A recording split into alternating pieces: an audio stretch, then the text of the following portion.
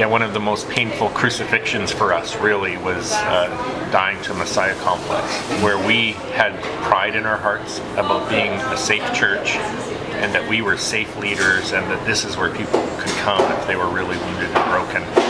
And then to understand and experience that sometimes we actually were the wounders, where we weren't safe, where I wasn't safe, where I blew it, and where there is a track record of people that we've hurt too, and then realizing, wow, we need God's mercy, and we can't be judging other churches or places as unsafe when we need God to be merciful to us.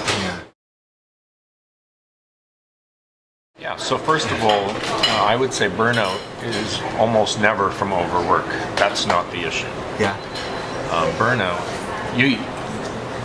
Burnout happened for me personally, and I'm even hesitant to use that word because people use it all the time to just say I'm really tired. Yeah. What I'm calling burnout is from seeing in people who cease functioning, who may end up in the psych ward or diagnosed needing medical care.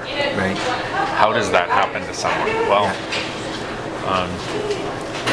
my experience of it is if we're trusting God to do the work and we're serving and helping Him as He does the work, that this is His work, and that we're in it together, there's real rejoicing and even lightness around it. Even with very intense things, it can be life-giving to pray with someone in a crack house. It can be life-giving to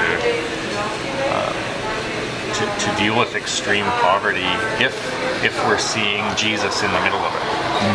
The problem for me was I saw some cases where I'm like, I don't see Jesus in the middle of this at all, and I wondered if I could trust Him, and if I couldn't trust Him, then I'd have to trust me. Now it's up to me.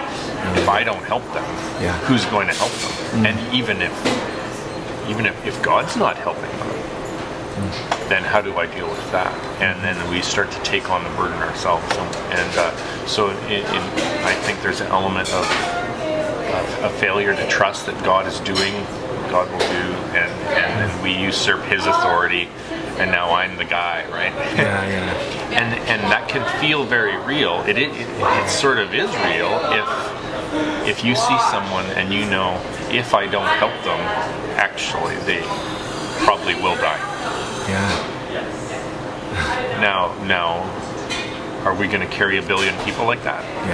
Or 100, or 5, or even one, or even one? And to be a helper rather than to carrying the responsibility of being savior.